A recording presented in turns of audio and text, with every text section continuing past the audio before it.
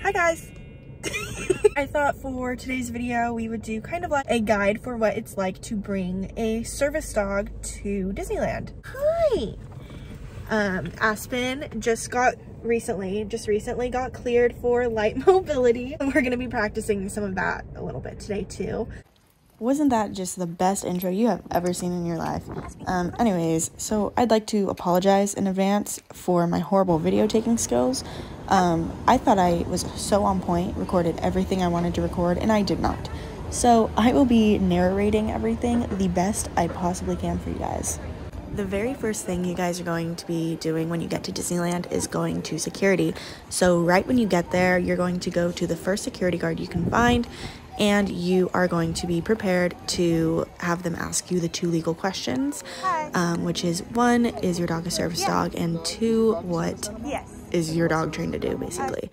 And then once you answer that, you'll go right in and you'll go past the security dog, so you don't have like any altercations with the dogs. And then you go over to bag check, and I wasn't able to film her going through bag check. It was really hard, way too hard, so I'm just going to explain what we did. What we do every time we go through security is I have them check my bag, and then when they're done with that, I slide it over to the opposite side so I can reach it, and then I put her in a sit stay, unclip her leash, and then I walk through the metal detector first, and then when I'm ready for her, I call her to me and she walks through it next. I reclip her, grab my things, and then we walk over to the trams. Usually they put us in the disability seating for the tram. Sometimes they don't. I don't really care because she can fit anywhere, but this time we got the disability seating all to ourselves, which was so nice. Right after we got off the trams, I went to put her booties on. When I put her booties on, I always have to wrap her front 2 paws with vet wrap to make sure her dew claws stay down so they don't get injured by the booties, which is a cute little tip if you struggle with that yourself. So this is just me putting on the wrap, and then I also put on her booties after this. Another thing I want to say right now, because I didn't film it, when you go through the front entrance right back there, they're gonna have you walk through the wheelchair entrance, not through the little what's it called, the little you see that, the the little pole thingies. Now for potty spots. So anything basically that is a grass area and has a gate attached to it is a potty spot. So right here, that's a potty spot right there, right when you walk in. There's one right there, and there was one on the other side too. And now when you walk down Main Street, they're all over the place. Potty spot there, potty spot there. Those all have gates for you to open for your dog to use the bathroom. Potty spot there. You see what I mean? They're everywhere. And then right there, that area, that used to be a potty spot. This is the first time I'm seeing it look like that. But anyways, that's what the gate looks like for the potty spots. So that's how you know. I genuinely appreciate that you put shoes on. Oh, thank you. Like, we see a lot of dogs here, and I always make it a comment to make sure I thank them for putting the shoes on. Oh yeah, it's way too hot for that. Yeah. Thank you too. So breaks are a must. Take as many breaks as you possibly can, especially in the summertime. Hi, can I take a picture of her? Yeah, sure.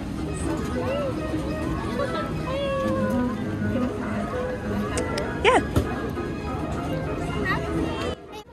Now, where to get pixie dusted is so fun. So it's at the Bibbidi Bobbidi Boutique, which is like inside the castle kind of.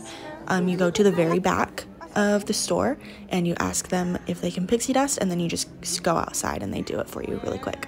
DAS, the Disability Access Pass. So I want to make it very clear that just because you have a service dog does not automatically qualify you for the DAS pass. You have to actually be unable to stand and wait in the lines. Like for me, I'm a high faint risk. Just an example. Don't use that also if you are able to wait in the lines. It's so rude to take advantage of this system. Anyways, how do you go about getting the pass? You have to go up to, you can go to City Hall, or you can go to a guest service booth to basically any of the cast members who wear plaid. Basically tell them you want to sign up for DOS, and they're going to ask you questions like to see if you qualify for DOS. And then if you do, it basically works as kind of like a fast pass type of thing. Through the app, you can horrible choice of words. Through the app, you can get a return time for a ride you want to go on. So say you want to go on Alice in Wonderland, you go to the app, you go to your DOS pass, and then you select the Alice in Wonderland ride, and it'll say like how long the wait is, and then you just do you get a return time, and then it'll tell you what time you are able to go on the ride. So you still have to wait the wait time it takes to get on the ride, but you just don't have to stand in line. Like you can sit down while you wait to get on the ride. So, and most of the rides you go through the exit.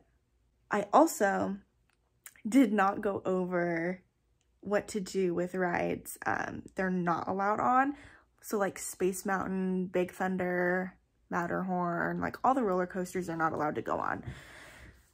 So any ride they are not able to go on, they have a crate at the exit of the ride. Let's take Big Thunder Mountain, for example. You go through the exit of that ride, and you there's going to be a crate right there, right when you walk up. You just put the dog in the crate, and then you wait a little bit, whatever. You get on the ride, you finish the ride, you get off on the same side that the crate is on, and you just grab your dog out of the crate and you leave. That's basically how it is. To help your dog get a little bit more used to the crate, I suggest practicing at home a little bit, or you can bring a chew toy for the dog to, you bring the chew toy and you put it in the crate with the dog while you're on the ride, so they're not bored, and so they have something to do when they're waiting for you. That's what I did with Aspen. Now she doesn't use that. She doesn't need it. She just takes that time to chill out and relax. But if your dog is like iffy about it, I suggest bringing a toy or something for them to help them get used to it. And also advice for getting your dog used to getting on moving rides for the rides they can go on. What I did with Aspen was I went to either Lowe's or Home Depot, and they have those like flatbed crates.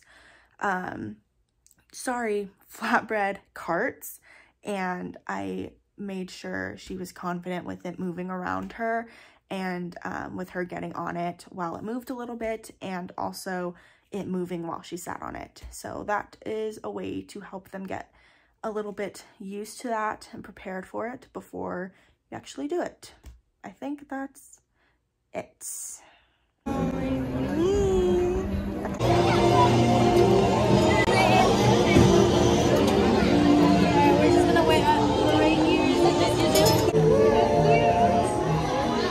What I do to load us into the little car thing is I like to go first and have her follow me. It gives me more control over her, and then I also eventually move her in between my legs for more security, and I also always hold on to her harness or something just for safety precautions. Okay, we just went on Alice in Wonderland, and now we're going to go watch, or try to watch, it doesn't look like there's any seating left, Beauty and the Beast at the Royal Theater. I love to just sit and watch shows like this, especially in the middle of the day, for the sole purpose of both of us getting the chance to relax and also be entertained at the same time. The next ride we went on is Peter Pan, and I'm going to have to talk a lot for this one because I am very surprised they're allowed on it, if I'm being completely honest. But you are going to want to make sure you have a very, very, very secure hold on your dog for this ride. It doesn't go very high, but it goes off the ground. And there are 3 pretty big dips that kind of freaked me out, not Aspen, but me, because I thought she was going to fall out of the freaking car. But lucky for you, I recorded the entire ride, and I am going to be letting you know when those dips are. Okay.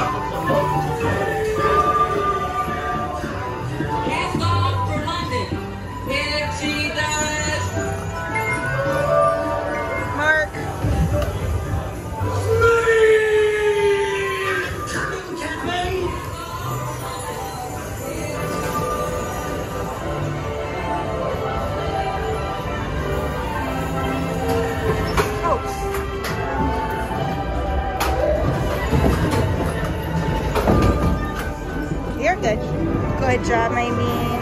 Yes. Now getting off the ride, I like to again get off first.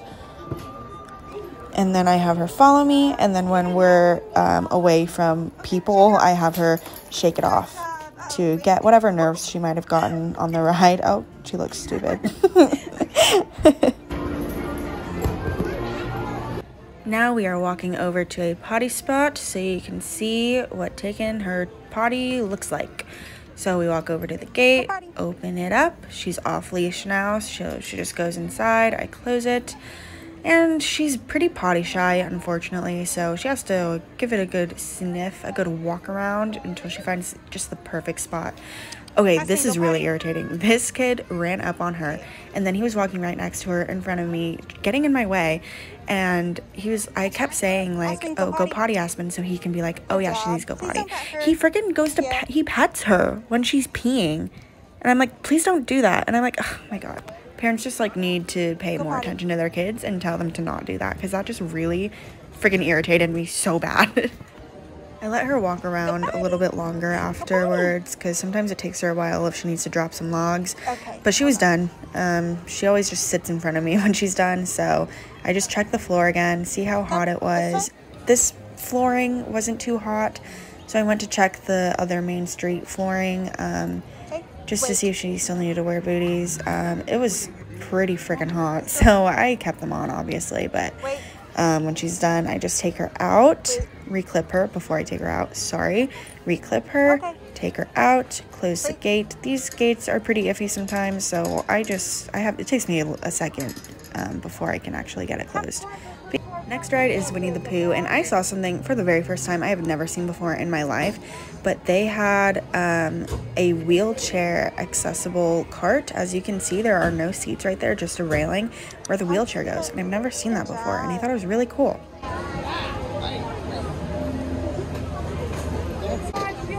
And here we go onto the ride. I again get in first. She gets in after me. On this ride, she always turns to face the door, which I don't have any issues with because the door closes on that side and there's tons of room.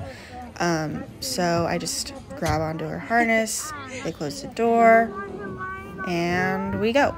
Oh, yeah, she can just, Perfect. that's fine. Just be careful once you exit because it'll come back up, okay? Okay, thank you.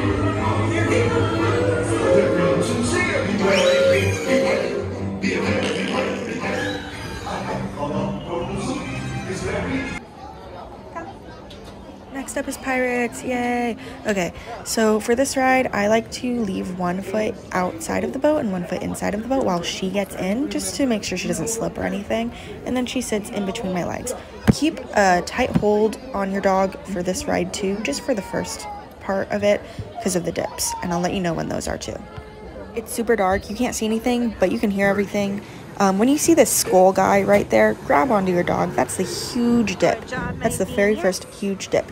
And then I'm not sure how many seconds the second dip is yet. But shortly after that is the second dip. Not as big as the first one, but make sure you give your dog a lot of praise and treats if they'll take it. Because those parts can be pretty scary for them. Leave it. Good job. Good, yes. Good job, my bean, yes. Okay.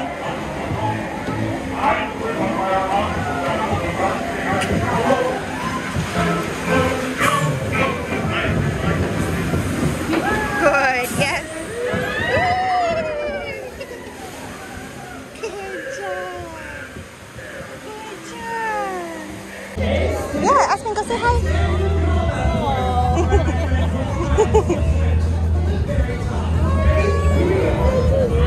Good job. You're welcome. Sit. Please. And we're going to end with some more Elvis, please. Just like. Thank you. Yes, good.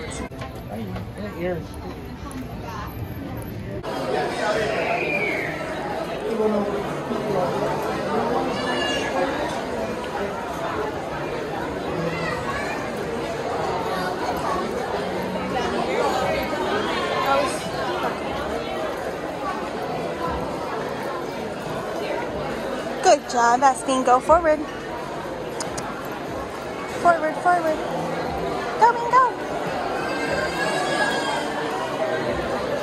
Go and go.